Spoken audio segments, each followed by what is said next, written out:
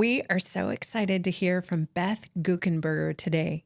Today is a topic that our parents need desperately, and we're going to talk about parenting teens that come from hard places.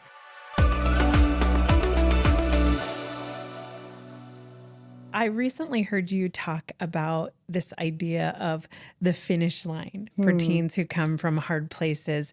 Is there a finish line when you're parenting a teen who comes from a hard place? Our first adoption, which some of our kids from hard places, most of our kids from hard places entered our family in their teen years. But these principles are not exclusive to that. You could have adopted a child at a much younger age and have these same kind of scenarios, or your biological children can take you into some of these places. But we adopted, we met these girls that came to us through respite care and then initially through foster care and then full-time with us at 15, twin girls. And the first observation I had is, wow, the same things don't work with both of them. Okay, so like lesson number one, what works with one child might not work with another. And then I thought, okay, we only have 3 years. I mean, parents are done at 18, right? So like I got to teach them how to, actually I don't. I can't teach them how to write thank you notes or chew with their mouth closed or match their clothes. There's not time for that. All I have time for is to make sure that we address issues of the heart. So for 3 straight years, we talked about all issues surrounding heart, how to forgive, how to express love, how to ask for what you need, all the things of attachment. And I thought, okay, now 18, go to college, we're done. And I was pretty sure at that point that we had had every version of the conversation you could have about attachment and belonging and connection. And they went away to college, and all of a sudden they were interacting with peers who had never met anyone like them, never met anybody who had been in international adoption, never met anybody with a background like theirs. And those peers were asking them questions, which caused them to revisit the same discussions we'd had 15 to 18 about adoption and belonging and attachment and family and why, the big why questions. So then when they graduated college, I'm like, if there's ever a finish line for parenting, it is you're done with college. Like, go live your life. I'm so happy for you. And they did go and live their life in their professional jobs, but pretty fast they met men. And these men, as they entered into their lives, had a ton of questions about where they came from and about how and who we were in their lives. And through those relationships and then engagements and premarital counseling with those men, we revisited all these same discussions of attachment and connection and belonging and family. And then my husband walked them down those aisles, and like, I was like, okay, if it's not 18, it's not college graduation. It's got to be the wedding, right? Like you don't even have my name anymore. Like, go have a great life. We're done. This is the finish line. And then those young women got pregnant with babies, and all of that pregnancy stirred in them places that we'd never touched, even though I thought we hadn't. About how could somebody have me in their belly like this and not want me? And what does it mean to be connected or attached or belong or be a family? And we revisited the exact same conversations in their pregnancies and then subsequent deliveries. And the other day, one of my granddaughters, she's 4, was running around and my husband was chasing after her. And I looked over at one of these daughters. And at this point in her life, she has a master's in counseling. She's a licensed professional counselor. Like, this is her job to understand this stuff. And through that counseling degree, we revisited everything all over again. And I looked over at her and she had this funny look on her face. And I just felt the Spirit press in me. And I said to her, hey, if we had you at that age, that's what that would have looked like. And she started crying. And I realized that God was healing her through watching us love her child at an age that we couldn't directly love her at that point. And I told my husband later that night, okay, guess what? The rest of our lives, we're going to be talking about attachment and family and connection and belonging. Like, there is no finish line, which is both kind of daunting, possibly to your listener, because I remember being at a place where, like, I think we got like 18 months left, And it's also really freeing because children aren't projects to be finished. They're people that are to be healed. And as we know, healing happens in relationships. So healing will happen in my relationship with them for the rest of their lives. And there's something that takes the pressure off of them being like presentable or complete or whatever I had in my brain beforehand at some societal predetermined stage in their life. Yeah, it's so hopeful, actually, what you Yes. just said, too, right? Because if I've got to be done by 18, but when they came to me, they were emotionally, way far behind or whatever area it might be where they were struggling. I just think it's actually extremely hopeful what you Yes. just said. And I love that you said it's really for any kiddo. This isn't just, I mean, it's the same for biological Hmm. kiddos, and it doesn't really matter what age that they came to you. You're going to be going through these at different stages and phases, depending upon what's going on in their life and who else is in their life reflecting their story back to them. And they start to see it differently, whether it's through a friend's eyes, whether it's through their child's eyes, and more healing can take place. That healing isn't done, which is exciting. I think also, like any parent who's had multiple babies in their family, if the first baby is a really good sleeper, you think to yourself, I mean, I know how to do this. And so when the next child doesn't sleep that well, you're like, what went wrong? Like, it's your problem, baby, because I know how to do this. I just did this with your brother a couple of years ago.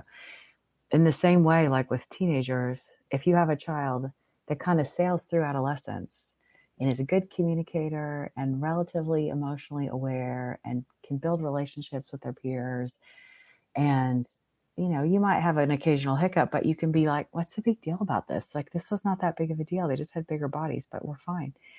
And when I look back, those two girls I just talked about were the first teenagers in our family. And I mean, we have a couple stories we like to add to the family lore, but for the most part, they were pretty simple. And any of their shenanigans were actually pretty age appropriate shenanigans. They weren't really extraordinary. And so it did build in me a false sense of like, I'm actually pretty good at this. And I don't know what the big deal is. In contrast, our 11th child, so at this point, I definitely feel practically professional in this, Right? has been our most difficult teenager. And I've tried every trick I've spent 3 decades honing, and some of it isn't working. And it continues to remind me that these are not projects. This is not a machine. These are people, and people need healed. And healing it's a spiritual act. It's a supernatural act. It's not like a formula, and that keeps me dependent on Jesus and utterly humble in the midst of it. Yeah, because they're each unique, right? And Mm-hmm. he's in control of the timing, even of when that healing will appear and occur. I love that. Okay, you talk about you had a child that you're having the same conflict over and over again. And so, what did you do when you were having that? What did you do? Yeah, I mean, we had a reoccurring conflict about dressing promiscuously. It bled into things that had nothing to do with what she was wearing, like homework and curfew and cell phone use and chores. But at the heart of it, she was never she never looked appropriate, and we were having the same fight over and over. And so I asked for help. I think that's all you heard. That's the gold nugget. I asked for help, and help came in the form of a psychologist that came and helped us. His name was Dr. Kyle Miller. And I asked him to observe us. And I said, listen, challenge me in any area you want to. Like, what I'm doing is not working. In fact, at my worst state, I'm fighting with her as if I'm her peer. And I know that is the bottom of the barrel. And he watched one morning. She came out of her bedroom dressed in a mini skirt she couldn't wear to school. And I said, you can't wear that. You need to change your clothes. She goes in her room after a moment and she puts on a pair of jeans and then the tiniest tank top you've ever seen. Then she comes out. We do this a couple of times. Finally, she comes out in something I bought her. And I said, oh my gosh, you look great. Have a good day at school. She walked out of my house and around the corner, and I looked at him and I said, she won, and she knows she won, because underneath that, she has on exactly what she liked to wear. And as soon as she's out of sight, she's going to rip the top layer off and go to school how she'd like. And what's worse, she knows that I know that she knows that she won.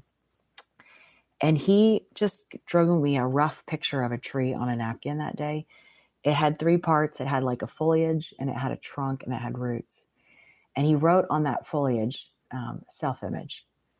And I mean, attitude and action, sorry. He wrote attitude and actions on the top of the tree. And he said, Beth, I've been listening to you.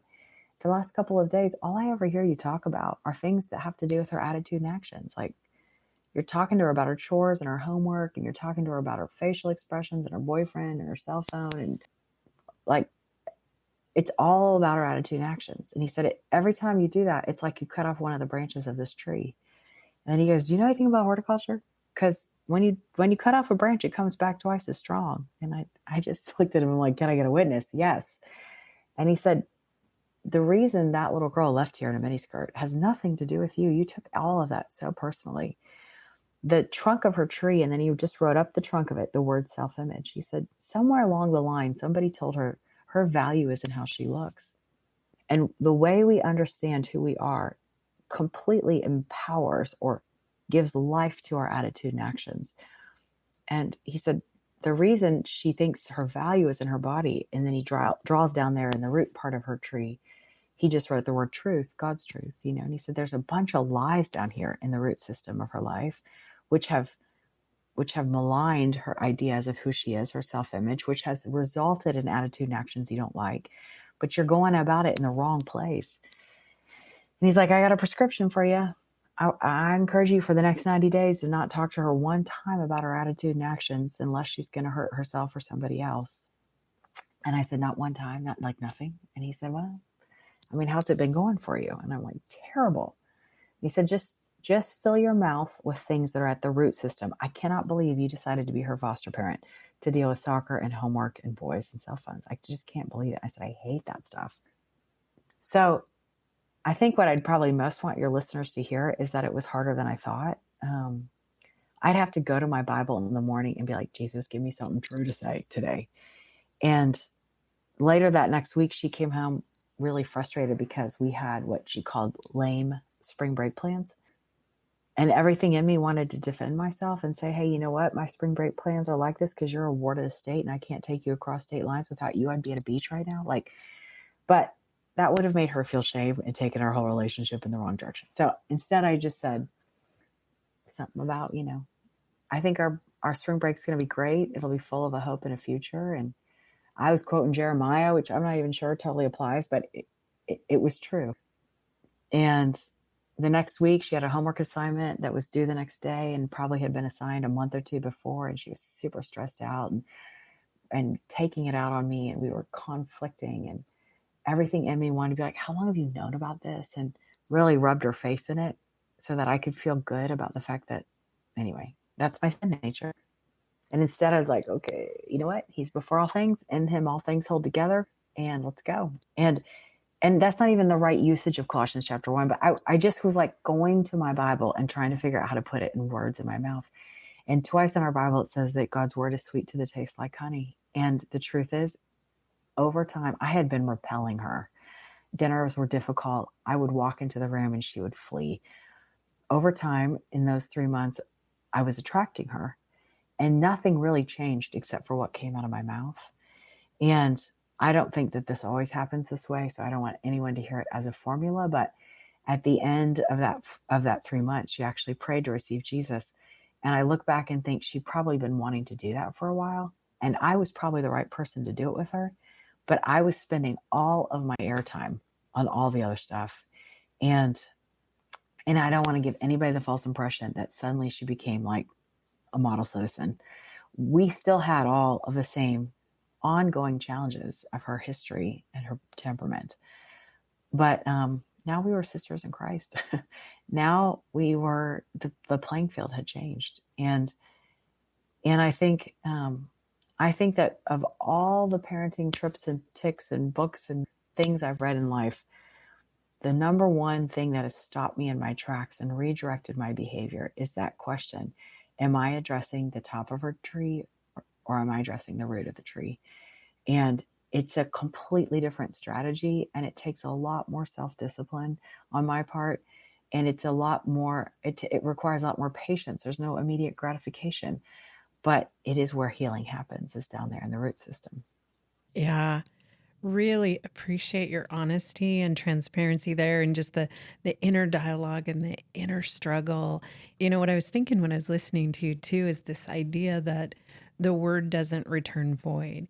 And so even though you were just kind of grabbing at it, it still was truth. And truth is truth, and truth will do what it's meant to do, which is set free. And in her case, that was God's timing, that he had a big freedom for her and still a lot of work ahead. I love that you were honest and said that. So, okay, you've got this story that I can never hear without crying, but it's beautiful, about a teen that you were parenting, about his soccer shoes. Can you tell me the soccer shoe story? Yeah, the son we adopted from Mexico, and when we brought him to the United States, nothing made sense. He didn't like the language, the weather, the food. The only time he felt at home was on the soccer field. And so we put him in a soccer team, and we did not give him technology because he just wasn't able to manage it yet at that point in his life. So one day I got this phone call from someone, actually a text from someone. I was at work, and it just said he had forgotten his soccer shoes at home. Could I bring him up to school? So I left work and I went home, and they were by the door, and I picked him up and I drove him to school, and he had a game that day. So I went to like an athletic study hall after school where he was, and I just walked in and said, "Hey buddy, here's your shoes. You forgot them at home."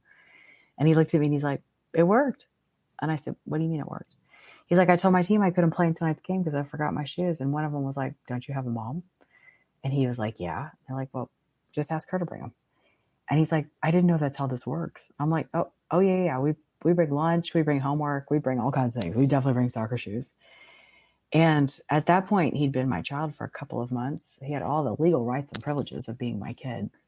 But he didn't understand actually how it worked. And I think in the same way, once we become one of God's kids, we have all the rights and privileges that come with being a child of the kingdom of God. But we're going to spend the rest of our life figuring out what that actually means and how that works. And um, I think when I look at especially my entered into my family late children, I realize I get infinitely more empathetic and patient when I realize they are literally still figuring out how this works. That makes a lot of sense because they don't have that baseline, right? Mm-mm. Okay, so let's wrap this up as we land this plane. If somebody has a child whose story is going in a direction that's giving them a bit of heartburn, giving them a bit of panic, if you were sitting right across the table drinking a cup of coffee with them, what would you tell them? I think I would say two things. The story's not over yet. Like whatever chapter you're in right now, there's more chapters coming. Um, so if it's not figured out right now, there's time. And I think I would say something along the lines of people need healed. They don't need fixed. So sometimes when we get desperate because we're having heartburn or panic and we're like, maybe this counselor, maybe this program, maybe this medication, maybe this school, maybe this whatever. And it's totally okay to think and use our mental resources and try to put together the right combination of people and experiences around our children. There's nothing wrong with that. We just can't put our hope in that. And I think the idea that like healing is going to be a lifelong journey, and it's not actually up to me to do the healing. That those little truths kind of release the pressure cap that this child's either perceived success or failure is a reflection of my effort and is a reflection of me. Like honestly, we're just all doing the best we can, and the rest of it will be up to God. And I think probably the third thing I'd say, if there are other children in the house, I think the thing that I say the most that feels like parents whisper back to me, like they think we're not allowed to say it out loud, is when I say, if one child is taking 90% of the airspace, you have to change that dynamic. You have to say, I will not sacrifice my other children's voices and needs on the altar of the one child that's taking up all the air in the room. And even if it means that one child that's taking up all of the air in the room doesn't get my full attention, my best attention, I have to look at the whole landscape. And usually parents are curious if they have permission to do that. And I think they do. Oh my gosh, so much gold in our time here together. I love it. The story's not over. It's God who's doing the restoring of their souls. Just so much gold. Okay, Beth, I know you've got, is it 11 books if people want to read more? Yeah, there's a lot of them out there, but yes. Okay. And you can find her books because she's got so much more wisdom to share. She's been at this for quite a number of years. And Beth, we're just so grateful that you were willing to share all of that wisdom with us today. We wish a blessing upon you. Thank you. Thanks for having me. Thanks, Beth.